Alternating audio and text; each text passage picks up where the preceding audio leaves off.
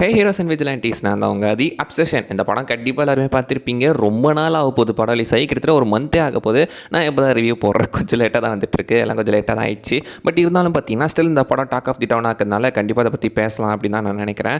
Obsession ஒரு யூடியூபரால் எடுக்கப்பட்ட ஒரு படங்க. அவர் பேர் கேரி பார்க்கர், இதுதான் அந்த படத்தோட டேரக்டர். அவர் ஆக்சுவலி ஒரு யூடியூப் சேனல் வச்சிருந்தவர் தான். 1 மில்லியன் பட்ஜெட்டில் தான் இந்த படத்தை எடுத்திருக்காரு. ரொம்ப ரொம்ப கம்மி பட்ஜெட்டில் எடுக்கப்பட்ட ஒரு படம். கிட்டத்தட்ட 300 மில்லியன் வசூல் பண்ணியிருக்குங்க வேர்ல்டு வைடாக. ஈவன் நம்ம ஊரில் கூட நிறைய பேர் இந்த படத்தை பற்றி பேசுகிற அளவுக்கு அந்தளவுக்கு இந்த படமே இந்த படத்து மேலே ஆடியன்ஸ்க்கு ஒரு அப்சஷன் கிரியேட் ஆயிடுச்சு. என்னடா இவ்வளோ பேசுகிறாங்க, அப்படி இந்த படத்தில் என்னதாண்டா இருக்கும் அப்படின்ற மாதிரி அந்த ஒரு ஆர்வத்தில் போய் பார்த்தவங்க தான் அதிகம், இன்க்ளூடிங் மீ. நானுமே அப்படி தான். அப்படி என்னதாண்டா இருக்குது இந்த படத்தில் எல்லாருமே இப்படி பேசுகிற அளவுக்குன்னு போய் பார்த்தவன் தான். உண்மையிலேயே சூப்பராக இருந்துச்சுங்க படம் பார்க்குறதுக்கு. லைக் இது ஒரு ஹாரர் படம். நிறைய பேர் இது ஒரு பேய் படம் அப்படின்னு தான் நினச்சி போய் பார்த்துருப்பீங்க. பட் இது ஒரு பேய் படம் கிடையாது. இது பார்த்தீங்கன்னா ஆக்சுவலி ஒரு சூப்பர் நேச்சுரல் சைக்காலஜிக்கல் த்ரில்லர் படம் தான் இது. அண்ட் இந்த படத்தோட யூனிட்டில் பாசிட்டிவ் நெகட்டிவ் அந்த மாதிரியே பார்த்து விட்டுறலாம். இந்த படம் பார்த்தீங்கன்னா ஆக்சுவலி வந்து அந்த யூடியூபர் வந்து ஃபஸ்ட்டு எப்போ பிச் பண்ணியிருக்காங்கன்னா 2023 அவரோட யூடியூப் சேனலில் சேர் அப்படின்னு சொல்லப்படுற ஒரு வீடியோ, லைக் ஒரு ஷார்ட் ஃபிலிம் அப்லோட் பண்ணுறாரு.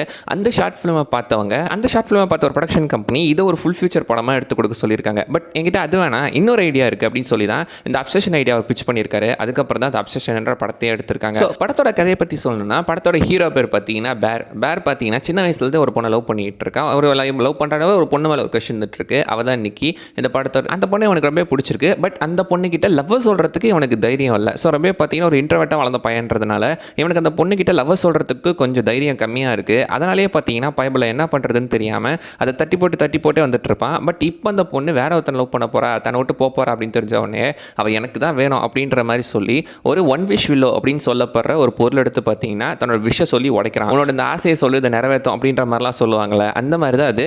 அந்த ஆசையை சொல்லி அந்த ஒன் விஷ் வில்லோ உடைச்சா அந்த ஆசை நிறைவேறுன்றது பார்த்தீங்கன்னா ஒரு கிட்டத்தட்ட ஒரு ஃபன் பிளே மாதிரி தான் அது. அந்த மாதிரி அவன் உடைக்கிறான். அதுக்கப்புறம் அந்த பொண்ணு அவனை எப்படி லவ் பண்ணுச்சு அப்படின்றது தான் அந்த படத்தோட கதை. ஸோ அந்த பொண்ணுக்கு பார்த்தீங்கன்னா அவன் என்ன சொல்கிறான்னா, இந்த உலகத்துலேயே அந்த பொண்ணு என்னை மட்டும் தான் லவ் பண்ணும் அப்படின்ற மாதிரி சொல்லிடுறான். ஸோ எப்படியெல்லாம் லவ் பண்ணான்ற மாதிரி தான் அந்த படம் போயிட்டு. ஸோ அந்த படத்தை பற்றி சொல்லணும்னா ஃபர்ஸ்ட் ஆஃப் ஆல் அந்த ஆக்ட்ரஸ் கிட்டே போயிடலாங்க. எனக்கு தெரிஞ்சு அவங்க மூலமாக தான் அந்த படம் இப்போத்துக்கு தெரிய வந்துட்டுருக்கோம் அப்படின்னு நான் நினைக்கிறேன். ஸோ அவங்க பேர் இண்டியன் நெவரெட், பேரே வர மாட்டேது. ஸோ இண்டியன் நெவரெட்ன்றதான் அவங்க பேர். படத்தில் நிக்கி அப்படின்ற ஒரு ரோல் ப்ளே பண்ணியிருப்பாங்க. என்னம்மா நடிக்கிற நீ அப்படின்ற மாதிரி தான் இருந்துகிட்டு இருக்கோம். சரியான ஆக்டிங். உண்மையிலே இந்த மாதிரி ஒரு ஆக்டிங்லாம் கொடுக்கறதுக்கு நிறையவே டேலண்ட் வேணும். நல்லா பண்ணியிருந்துருக்காங்க. இந்த படத்தையே தனி ஒரு ஆளாக தாங்கி கொண்டு போயிட்டு இருக்காங்க. லைக் பல இடத்துல அவங்க மூலமாக தான் சீன்ஸே மூவ் ஆகிட்டு இருக்கோம். படத்தோட மெயின் கேரக்டரே அவங்களும் கூட சொல்லலாம், அந்த அளவுக்கு தான் இருந்துட்டு இருக்கோம். பட் படத்தோட மெயின் ப்ராட்டகனிஸ்ட் அவங்க கிடையாது, ப்ராட்டகனிஸ்ட் வேறு. ஆனால் படத்தில் பார்த்தீங்கன்னா உங்களுக்கு இவங்க மேலே தான் நிறைய கண்ணு இருந்துகிட்டே இருக்கும். லைக் இப்போ என்னடா பண்ண போகிறாங்க, ஐயோ என்ன நடக்க போகுது அப்படின்ற ஒரு பயத்துலேயே நீங்கள் பார்த்துட்டு இருப்பீங்க. ஐயோ அடுத்தடுத்து என்ன பண்ண போகிறாலோ அப்படின்ற மாதிரி ஒரு பயம் ஒன்று கிரியேட் ஆகும். அண்ட் அந்த ஆக்டிங்லேயே அதை பயங்கரமாக வெளிப்படுத்தி இருந்திருப்பாங்க. அந்த பொண்ணு என்ன மாதிரிலாம் ஆக்சுவலி இந்த பையன் மேலே அப்சஸ்டாக இருந்துட்டு இருக்கா, அதுக்கு என்னெல்லாம் பண்ணுறா, லைக் அந்த பொண்ணு நீங்கள் நடக்கிறது, ஆக்ட் பண்ணுறது எல்லாமே ஒரு மாதிரி வியர்டாக இருக்கும். உங்களுக்கு அன்ஈஸியாக அன்கம்ஃபர்டபுளாக இருக்குங்க. அதுவும் தேட்டரில் அந்த இருட்டில் உட்காந்து பார்க்குறீங்க, யாரோ நம்ம சைடில் இதே மாதிரி பண்ணிகிட்டு இருக்காங்களோ அப்படின்ற மாதிரி கூட ஒரு ஃபீல் இருந்துட்டு இருக்கும். அந்த மாதிரி அவங்களோட ஆக்டிங்லேயே அதை கன்வே பண்ணிகிட்டு இருக்காங்க. சில இடத்துல ரிவர்ஸில் நடப்பாங்க, ஒரே இடத்துல ரொம்ப நேரம் நின்றுட்டுருப்பாங்க. அவங்க கொடுக்குற ஒரு எக்ஸ்ப்ரெஷன் ஒரு மாதிரி பார்ப்பாங்க. எல்லாமே ஒரு மாதிரி உங்களுக்கு ஒரு ஈரி ஃபீல், ஒரு அன்ஈஸியாக ஃபீல் கொடுத்துட்டே இருக்கும். ஒரு அன்கம்ஃபர்டபுளாக இருக்கும். ஈவன் தேட்டர் சீட்லேயே உங்களால் உட்கார முடியாத அளவுக்கு ஒரு அன்கம்ஃபர்டபுள் ஃபீலை கொடுத்துட்டே இருக்கும். அது ஒரு வகையில் ஆக்டிங்லேயே கன்வே பண்ணுறாங்க. உண்மையே பயங்கரமான ஒரு ஆக்டிங் தான் அது. அண்ட் இந்த படத்தோட ஸ்க்ரீன் பிளே ஸ்டோரி ரொம்ப ஒரு ஒரிஜினல் ஸ்டோரி மாதிரி தான் தெரியும். பட் இந்த மாதிரி விஷயங்களை நம்ம ஆல்ரெடி பார்த்துருப்போம். அது வேறு மாதிரி கொண்டு போயிருப்பாங்க. இதில் அது ஒரு மாதிரி டிஃப்ரெண்ட்டாக கொண்டு போயிருந்திருக்காங்க. அண்ட் அதை தாண்டி ஸ்க்ரீன் பிளேன்றது பார்த்தீங்கன்னா உண்மையிலே விறுவிறுப்பாக தான் போயிட்டுருக்கு.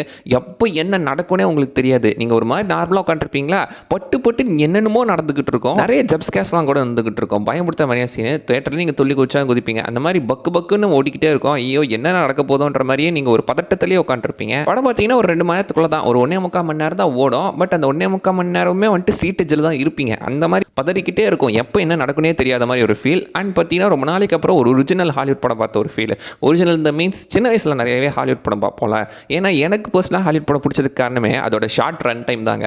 அதிகபட்சம் நம்ம பெரும்பாலும் பார்த்த ஹாலிவுட் படம்லாம் 1.5 மணி நேரம் 2 மணி நேரம் தான் இருக்கும். இந்த படம் அந்த ஒரு கேட்டகரிக்குள்ளே தான் வரும். ஷார்ட் அண்ட் ஸ்வீட்டாக பட்டுன்னு ஓடி முடிஞ்சிச்சு, கதையை மட்டுமே ஃபோக்கஸ் பண்ணி. அண்ட் படத்தில் வந்து மற்ற கேரக்டர்ஸ்ன்னு நீங்கள் எடுத்துக்கிட்டீங்க பார்த்தீங்கன்னா பெருசாக படத்தில் கேரக்டர்ஸ் இல்லைங்க. அதிகபட்சம் ஒரு 4 பேர் மேலே தான் ஃபோக்கஸே இருந்துகிட்டு இருக்கோம். பேரு, நிக்கி, அப்புறம் அவங்க ஃப்ரெண்ட் 2 பேர் வருவாங்க.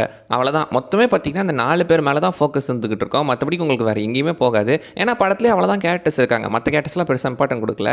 மெயினா பேர் அண்ட் பார்த்தீங்கன்னா, இந்த நிக்கி இவங்க 2 பேர் மேல தான் ஃபோக்கஸே இருந்துட்டு இருக்கோம். ஆனா நீங்க அவங்க பாயிண்ட் ஆஃப் வியூ படத்த பார்க்க மாட்டீங்க. பேரோட ஒரு பாயிண்ட் ஆஃப் வியூ தான் படத்த நீங்க பார்ப்பீங்க. ஸோ நம்ம பேர தான் ஃபாலோ பண்ணிட்டு இருப்போம். ஏன்னா இந்த படமே அவனோட ஆசையில தான் ஆரம்பிச்சது. டெக்னிக்கலி பார்த்தீங்கன்னா, நிக்கிக்கு இவன் மேல அப்சஷன் இருக்குன்றத விட, இவனுக்கு தான் நிக்கி மேல ஒரு அப்சஷன் இருந்துட்டு இருக்கு. ஏன்னா படம் முழுக்க பார்த்தீங்கன்னா, அவன் எனக்கு வேணும் அவ்வளோதான் அப்படின்ற ஒரு பாயிண்ட் ஆஃப் வியூல தான் அவன் எல்லாத்தையுமே செஞ்சுட்டு இருப்பான். லைக் ஒரு கட்டத்துலலாம் அவன் கெஞ்சுவா, டேய் எனக்கு கொன்னுடுறா, என்னால் இதை தாங்க முடியலடா அப்படின்னு சொல்லும்போது கூட, உனக்கு என் கூட இருக்கிறதுல அப்படி என்ன பிரச்சனைன்னு கேட்பான். லைக் ஒரு கட்டத்தில் டேய் நீ தாண்டா வெள்ளம் அப்படின்ற ஒரு ஃபீல் கூட உங்களுக்கு வருங்க. உண்மையிலே அவனை பார்த்தா தான் உங்களுக்கு கெட்டவன் மாதிரி தோணும். டே அந்த பொண்ணை ஃப்ரீயாக விட்டுறா அப்படின்ற மாதிரி கூட சில நேரம் தோணும். அந்த பொண்ணை பார்க்கும்போது சில நேரம் உங்களுக்கு பரிதாபமாக இருக்கும், பயம் இருக்கும். அது ரெண்டும் ஒரு கலந்த ஃபீலாக போயிட்டு இருக்கும். ஆனால் பேரை பார்த்தீங்கன்னா படத்தில் உங்களுக்கு பரிதாபன்றதை விட கோவம் தான் வரும். ஏன்டா இப்படி பயந்தாங்கோலியாக இருக்க அப்படின்ற மாதிரி.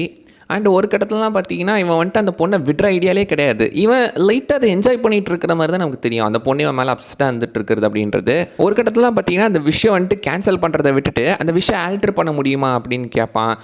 உனக்கு என் கூட இருக்கிறது என்ன பிரச்சனைன்னு கேட்பான். லைக் இவனுக்கு தான் அந்த பொண்ணு மேலே அப்சஷன் இருந்துட்டு இருக்கோம். இவன் அதை என்ஜாய் பண்ணிட்டு இருக்கிற மாதிரி தான் ஒரு ஃபீல் இருக்கும் நமக்கு. ஆனால் அந்த பொண்ணோட பாயிண்ட் ஆஃப் வியூ தான் அவன் யோசிச்சு பார்க்கல. அந்த பொண்ணுக்கு அவன் மோர் லைக் ஒரு பிரதர்ன்ற மாதிரி தான் சொல்லிட்டு இருப்பான். அண்ட் அந்த பொண்ணே சொல்லியிருப்பான், உனக்கு என்ன பிடிச்சிருக்கா அப்படின்ற மாதிரிலாம் ஒரு கட்டத்தில் கேட்டிருப்பான். இவன் நினச்சிருந்தானா அங்கேயும் ஓகே சொல்லி இதை ஹெல்த்தியாகவே கூட பில்ட் பண்ணியிருக்கலாம். ஆனால் ரிஜெக்ஷனுக்கு பயந்து நீ எனக்கு வேணும் அப்படின்ற அந்த ஒரு அப்சஷன்லேயே பார்த்தீங்கன்னா அந்த ஒன்று விஷயம் ஓடிச்சு.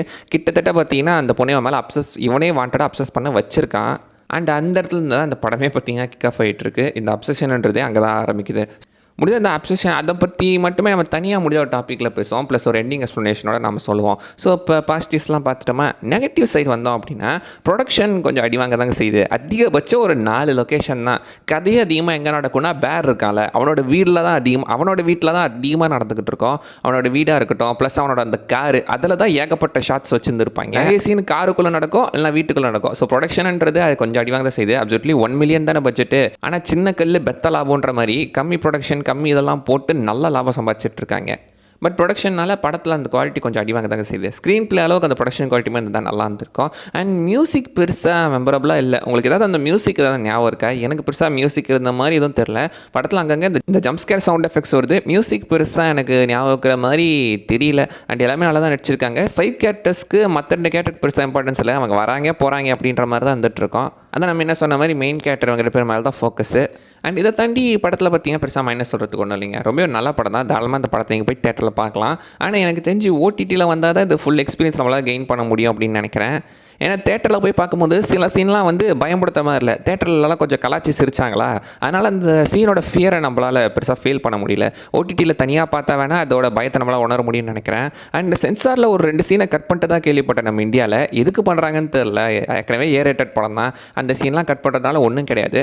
பட் நீங்கள் கட் பண்ணாலும் அந்த ஜம்ப் உங்களுக்கு பெருசாக ஃபீல் ஆகாது. கட் பண்ணியிருக்காங்களா அப்படின்ற மாதிரி தான் இருக்கும். அதை கட் பண்ணதை உங்களால் பெருசாக ஃபீல்லாம் பண்ண முடியாது. ஸோ அது வரைக்கும் ஓகே. அண்ட் படம் தமிழ் டப்பில் இல்லைங்க. இந்த படம் இங்கிலீஷில் மட்டும்தான். தமிழ் டப்பிங்கில் விட்டுருந்தா கூட நல்லா தான் இருக்கும். நிறைய பேருக்கு இந்த படம்லாம் தமிழ் டப் வேணாம்ப்பா அப்படின்ற மாதிரிலாம் சொல்கிறது என்ன கேட்க முடியுது. ஆக்சுவலி எனக்கு புரியுது ஏன் தமிழ் டப்பிங் மேலே உங்களுக்கு ஒரு இன்ட்ரெஸ்ட் இல்லை அப்படின்னு படத்துக்கு எடுத்துருவாங்களோன்ட்டு. ஆனால் நல்லா பண்ணால் நல்லா வருங்க. நல்ல டப்பிங் டீம் வச்சு நல்ல டைலாக்ஸ் எழுதி நல்லா பண்ணால் கண்டிப்பாக நல்ல ஒரு டப்பிங் அவுட்புட் வரும். டார்க் காமெடியெலாம் நல்லா ஒர்க்காக இருக்குது. இதெல்லாம் நம்ம ஊரில் டப் பண்ணால் உண்மையிலேயே செம்ம ஃபன்னான ஒரு படமாக வர வேண்டியது. நல்லா தமிழ் டப் பண்ணாங்கன்னா கண்டிப்பாக நல்லா வர வேண்டிய ஒரு படம்.